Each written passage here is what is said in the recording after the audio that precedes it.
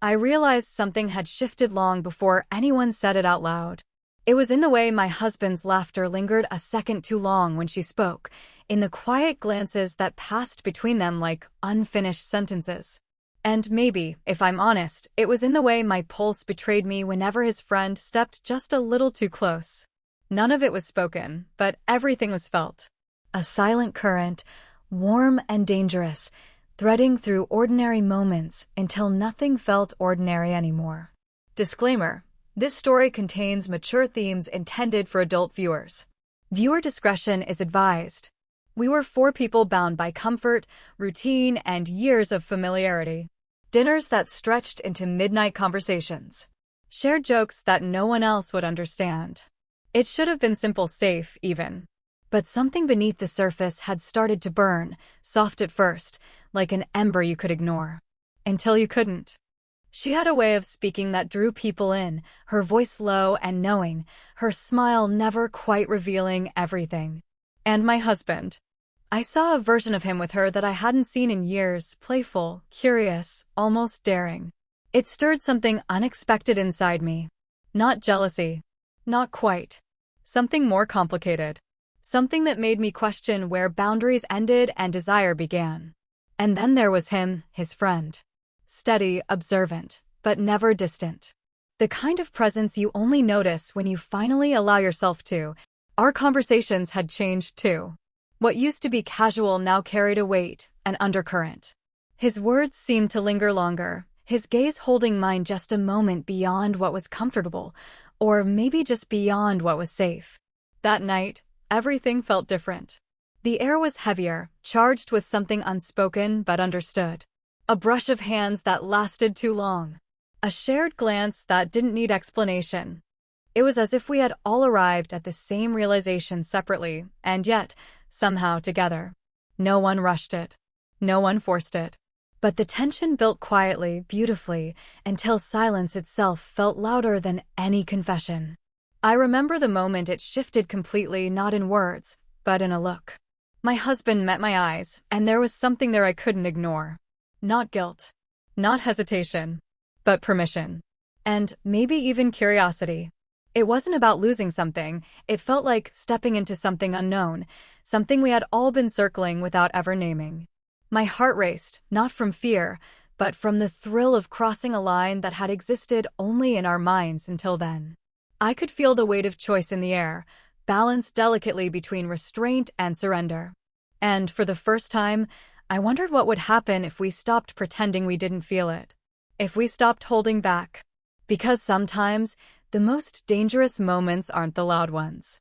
They're the quiet ones where a single decision can change everything. And as I stood there, caught between what I knew and what I wanted, I realized. We had already crossed the line. And there was no going back. The silence that followed wasn't empty, it was alive. It lingered between us like a held breath, fragile yet impossible to break. No one moved at first, but everything had already shifted. I could feel it in the way my chest rose a little faster, in the way my thoughts tangled with emotions I hadn't dared to name before. The room, once familiar, now felt like a stage where every glance carried weight, every small movement meant something more.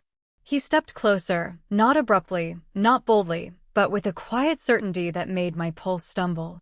Close enough that I could sense his presence without even looking, close enough that the space between us felt intentional. I kept my gaze forward at first, aware of everything and everyone all at once, yet somehow drawn only to him. "Strange night," he murmured softly, his voice calm but layered with something deeper. I let out a quiet breath, almost a laugh, though it caught somewhere in my throat.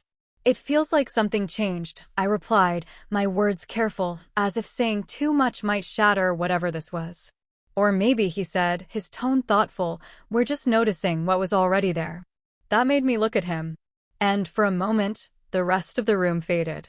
There was no rush in his expression, no pressure, just a quiet understanding that mirrored everything I was feeling, but hadn't been able to say. It made my heart race in a way that wasn't fear, but something far more dangerous. Because it felt right. Too right. Across the room, I caught a glimpse of my husband. He wasn't looking at me the way I expected. There was no confusion, no anger. Instead, there was a calm curiosity in his eyes, as though he was watching a story unfold rather than trying to stop it. And beside him, she stood just a little closer than before, her presence soft, but undeniably present. It should have unsettled me, but it didn't. If anything, it deepened the strange pull inside me, the sense that we were all standing on the edge of something we didn't fully understand, yet none of us were stepping away. A quiet shift brought his hand near mine on the edge of the table. Not touching. Just there. Close enough that I could feel the warmth, the possibility of it. My fingers twitched slightly, betraying the calm I was trying to hold on to. "What are you thinking?" he asked gently. "Too much. Everything." I paused, searching for words that wouldn't give too much away. "I think I don't know where this goes." He nodded slowly, as if he had expected that answer. "Maybe it doesn't have to go anywhere tonight." But the way he said it, it didn't sound like an ending. It sounded like an invitation. Another glance across the room told me we weren't alone in this feeling. My husband leaned slightly closer to her now, their conversation quieter, their world narrowing just like mine had. It wasn't hidden. It wasn't denied. It was simply happening. And yet, no one crossed the line. Not fully. Not yet.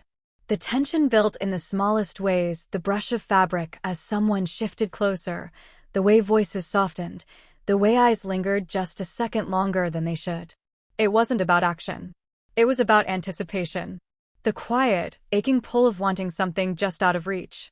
I realized then that this moment was more powerful than anything else. Because it wasn't decided. It wasn't certain. And maybe that was why it felt so intense. Because we were all still choosing. And as his hand finally, lightly, brushed against mine, just enough to send a quiet spark through me, I felt it again. That edge. That question. How far were we willing to go, once we stopped pretending?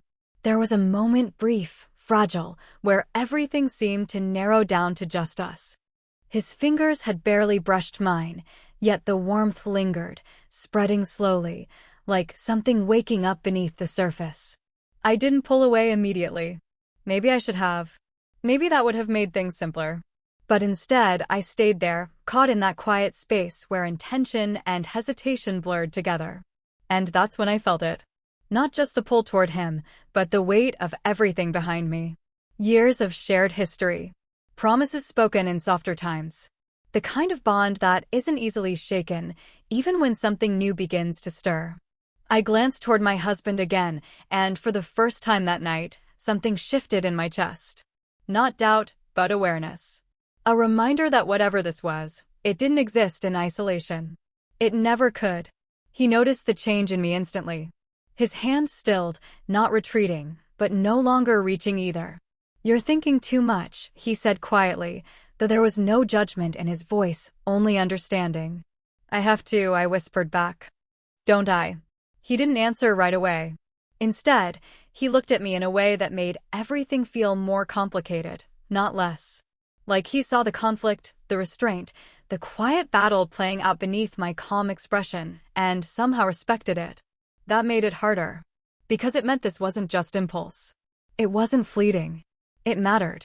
A soft laugh drifted from across the room, breaking the stillness for a moment. I turned slightly, watching as my husband leaned closer to her, their conversation low and easy. There was a natural rhythm between them, something unforced. And yet, even from a distance, I could feel the same tension threading through them too. We were all standing on the same edge. Just pretending not to look down. I didn't expect this, I admitted, my voice quieter now. "Any of it." "Neither did I," he replied. "But that doesn't make it wrong." I met his eyes again. "It doesn't make it simple either." That was the truth of it. Wanting something is easy. Understanding what it might cost isn't. The air between us shifted again as he moved just slightly closer, close enough that I could feel the subtle warmth of him beside me. Not touching.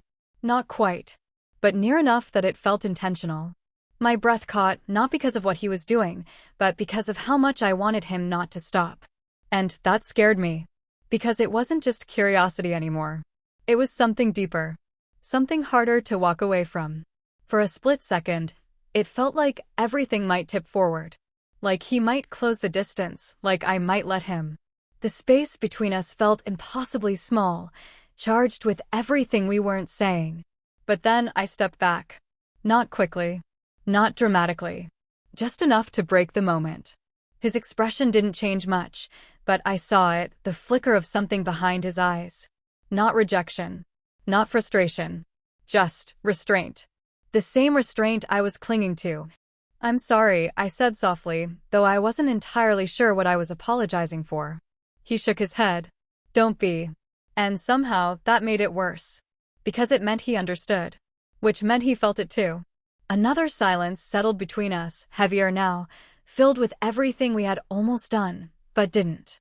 The kind of silence that doesn't ease tension, but deepens it. Holds it in place, stretching it thinner and tighter until it almost hums. Across the room, nothing had changed, and yet, everything had. We were still 4 people in the same space. Still talking. Still breathing. But beneath it all, something had shifted into a place we couldn't ignore anymore. And as I stood there, trying to steady myself, I realized the hardest part wasn't resisting. It was knowing exactly why I didn't want to. The distance I had created between us didn't last. It couldn't. Because even as I stepped back, something invisible kept pulling me forward again, not physically at first, but emotionally, like a thread neither of us had the strength to cut. The room felt quieter now, as if the world beyond us had dimmed, leaving only the weight of what stood between us. I tried to focus on anything else, the soft hum of the lights, the muted conversation behind me, but none of it reached me. Not really. My awareness stayed locked on him. The way he hadn't moved much. The way his gaze still held mine, steady and patient, as if he knew I would come back to that moment. And maybe I already had. "You feel it too, don't you?" he said finally, his voice barely above a whisper. It wasn't a question. It was a truth, spoken softly into the space we had been avoiding. My breath caught, not because I didn't know the answer, but because hearing it out loud made it real in a way I could no longer pretend away. I looked down for a moment, gathering something I wasn't sure I still had control over. "I shouldn't," I admitted quietly. He stepped closer then. Not enough to overwhelm. Just enough to close the space I had created. And this time, I didn't step away. "Maybe," he said, his voice calm but deeper now, "this isn't about what we should or shouldn't feel." I lifted my eyes to his again, and everything inside me felt exposed. "Then what is it about?" For a second, he didn't answer. His gaze softened, but there was something stronger underneath it now, something certain. "It's about the fact that we already do." The words settled between us, heavier than anything else that had been said that night. There was no hiding from them. No softening the meaning. Just the quiet, undeniable truth of it. And somehow, that broke something open. Not loudly. Not suddenly. But enough. I don't remember deciding to move closer. I just did. One small step, then another, until the space between us no longer felt like a boundary. It felt like a breath. Shared. Fragile. Electric. My hand lifted slightly, hesitant at first, as if asking a question I wasn't ready to say out loud. His didn't rush to meet it. He just waited. "Let me choose." And when our fingers finally touched, it wasn't a spark. It was a current. Slow. Deep. Steady. The kind that doesn't shock you, but pulls you under. Neither of us spoke. There was no need. Everything we had been holding back, every quiet glance, every unspoken thought, it all seemed to exist in that one simple connection. His hand didn't close around mine, and mine didn't grip his. We just stayed there. Touching. Feeling. Breathing in the same rhythm. Across the room, I could sense movement, but it felt distant now, like another world running parallel to ours. This moment, this fragile, suspended second, felt like the only thing that existed. "You don't have to stop," he said softly, his voice almost lost in the quiet. And that was the breaking point. Not because of what he said, but because of how much I wanted to listen. My heart pounded harder now, louder, as if it was trying to be heard over everything else. I could feel the weight of the choice again, heavier than before, not because it was unclear, but because it was clear. Too clear. I lifted my gaze to his one last time, searching for something, an answer, a warning, anything that would make this easier. But all I found was the same hunger I was trying to hide. And for a moment, just one, I leaned in. Not enough to close the distance, but enough to feel it disappear. The air between us shifted, tightening, pulling, holding us right on the edge of something neither of us could take back. And then, everything stopped. The moment didn't shatter. It softened, like the world itself had decided to exhale. Somewhere outside, rain had begun to fall, light at first, then steadier, a quiet rhythm against the windows that wrapped the room in something intimate, something removed from everything else. The sound filled the silence we had been holding on to, giving it shape, giving it permission to become something more. I didn't remember stepping closer, only that I was there. Close enough to feel his breath before it touched me. Close enough that the space between us no longer felt like distance. It felt like anticipation, stretched thin, trembling under the weight of everything we had held back. My hand was still in his. But now it wasn't hesitant. It rested there, certain, as if it had always known where it belonged. He didn't rush. Neither did I. There was no urgency in the way we moved, only a quiet surrender to something that had been building long before this night. His other hand lifted slowly, brushing just along my arm, barely there, yet enough to send a warmth through me that had nothing to do with touch alone. It was feeling. It was presence. It was everything we hadn't said, finally finding its way through the simplest connection. My breath faltered, then found his. Not in a collision, not in a moment stolen, but in something shared. Soft. Measured. Real. The kind of closeness that doesn't demand, doesn't take, only invites. And I accepted. Somewhere behind us, the world still existed. The faint sound of movement, the quiet echo of another conversation, but it felt distant now, like a memory we had stepped away from without realizing. This moment had folded in on itself, leaving only what mattered. Us. His forehead rested lightly against mine, not claiming, not asking, just there. And in that stillness, something inside me finally let go. Not control, not awareness, but resistance. The constant pull to stop, to question, to step back. It faded. Because for the first time, I didn't want to. "You feel it," he whispered, his voice almost lost beneath the rain. I didn't answer with words. I didn't need to. The way I stayed. The way I leaned just slightly closer, letting the warmth of him meet mine without hesitation, that was answer enough. Our breaths mingled, slow and unsteady, as if learning each other in real time. As if every second stretched longer than it should, just to let us feel it fully. His hand found mine more firmly now, not tight, not possessive, just certain. Anchored. And in that quiet certainty, everything else seemed to dissolve. The questions. The boundaries. The invisible lines we had been so careful not to cross. They didn't disappear all at once. They just stopped mattering. Because this connection, this quiet, overwhelming closeness, felt bigger than all of it. Like something we hadn't created, but discovered. My eyes closed for a moment, not to escape, but to feel more. The warmth, the closeness, the steady rhythm of something that had finally found its way out of silence.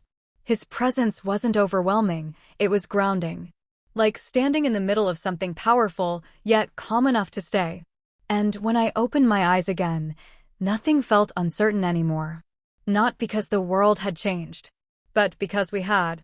Outside, the rain fell heavier now, wrapping the night in a soft, endless hush. Inside, we didn't move apart. We didn't rush forward either. We simply stayed there, in the kind of closeness that says everything without needing a single word. Morning didn't arrive gently. It slipped in through the curtains in pale streaks of light, quiet but unignorable, like a truth waiting at the edge of consciousness. I opened my eyes slowly, not fully ready to face it, not fully ready to feel everything that came with it. For a moment, I stayed still, letting the silence settle. Letting the memory of the night before hover just beneath the surface, soft and distant, until it wasn't. Because it came back all at once. Not in fragments, not in confusion, but in clarity. The closeness. The quiet surrender. The way everything had felt so certain in a world that suddenly had no rules. It hadn't been reckless. It hadn't been rushed. If anything, it had felt understood. And that was what made it harder now. I turned slightly, my gaze drifting across the room. The space looked the same, familiar furniture, soft morning light, the quiet stillness of a home waking up. But something was different. Not in what I could see.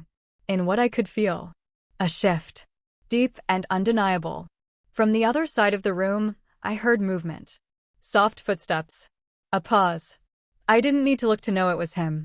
Morning, his voice came, low, careful, like he wasn't sure how loud he was allowed to exist in this new version of reality. I sat up slowly, pulling myself out of the quiet haze. Morning, I replied, my voice softer than I expected. There was a pause after that. Not awkward. But not easy either. Just real. I finally looked at him. And for a second, it felt like the night hadn't ended at all. The same awareness lingered between us, quieter now, but deeper. Less like a spark. More like something that had settled in. Are you okay? He asked. The question was simple. The answer wasn't. I don't know, I admitted honestly. I don't regret it, but I don't fully understand it either. He nodded, as if that made sense to him. Yeah, he said quietly. Same. And somehow, that shared uncertainty felt grounding. But before either of us could say more, a sound broke through the moment. A knock. Sharp. Unexpected. We both turned toward the door instinctively, the air shifting again, this time not with tension, but with interruption. Reality, stepping back in without asking. I'll get it, he said, already moving. I stood there for a second, my heart picking up not from fear, but from the sudden collision of worlds.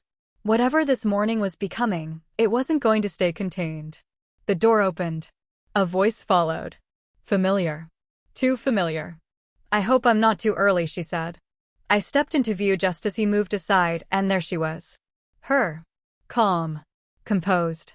But her eyes told a different story. They moved between us, taking in the space, the silence, the distance that wasn't quite distance anymore. And then, something unexpected happened. She smiled. Not softly. Not uncertainly. But knowingly. I think, she said, stepping inside slowly, we should talk. The words settled heavier than anything else that morning. Not because they were loud, but because they carried everything we hadn't said yet. And as I stood there, caught between what had happened and what was about to unfold, I realized something had changed in all of us. Not broken. Not lost. Just opened. And whatever came next, there was no pretending anymore. The words she spoke didn't rush anything. They settled. Softly, but with weight. I think we should talk. And for the first time since morning broke, none of us tried to avoid what that meant. We gathered in the living room again, but it didn't feel like the same room anymore. The light had changed. Or maybe we had. There was no more quiet pretending, no more careful distance built on unspoken things. What sat between us now wasn't tension. It was truth. No one spoke immediately. Not out of fear, but because this moment deserved more than rushed words. Finally, she stepped forward, her voice calm but steady. I'm not here to question what happened, she said, her eyes moving between us, not accusing, not wounded, just aware. I felt it too. Before last night. For longer than I wanted to admit. That honesty shifted everything. I felt my breath catch, not from shock, but from the relief of it. The quiet burden of wondering, of guessing, of holding it all alone, it lifted in an instant. My husband exhaled slowly, running a hand through his hair. So we weren't imagining it, he said, almost to himself. No, she replied gently. We weren't. And somehow, that made it easier to face. Not because it justified anything, but because it made it real. We talked then, not perfectly, not with all the right words, but honestly. About the way things had changed between us over time. About the pieces of ourselves we hadn't even realized were missing until they were reflected back through someone else's presence. It wasn't just about desire. It was about feeling seen again. He spoke quietly, choosing his words with care. Last night didn't feel like losing something, he said. It felt like finding something I didn't know I needed. No one interrupted. Because we all understood. And maybe that was the truth we had been avoiding all along, that what connected us wasn't meant to break us. It was meant to reveal something deeper. Not something to run from, but something to understand. The conversation didn't solve everything. It didn't erase the complexity or the questions that would follow. But it did something more important. It gave us peace. Not the kind that comes from easy answers, but the kind that comes from acceptance. By the time the sun had fully risen, the room felt lighter. Not because nothing had changed, but because everything had, and we were no longer resisting it. Later, as the others stepped outside onto the balcony, I stayed back for a moment. He was still there. Quiet. Thoughtful. I walked toward him slowly, the air between us no longer heavy, but warm, familiar in a way it hadn't been before. Neither of us said anything at first. We didn't need to. His hand found mine again, not with hesitation this time, but with quiet certainty. I let my fingers rest against his, feeling the same calm connection, no longer overwhelming, just real. "Do you regret it?" he asked softly. I shook my head. "No," I said. "I don't." And for the first time since it all began, the answer didn't feel complicated. It felt settled. He stepped closer, just enough that I could feel his presence without losing myself in it. There was no rush now, no edge of something about to break. Only stillness. Only understanding. I rested my head lightly against him, closing my eyes, not to escape, but to stay. His hand moved gently, resting near mine, grounding the moment in something quiet and lasting. Outside, I could hear soft laughter. Inside, there was peace. Not perfect. Not simple. But real. And sometimes, that's the kind of ending that stays with you the longest, not because it ends the story, but because it lets it live on softly in everything that follows.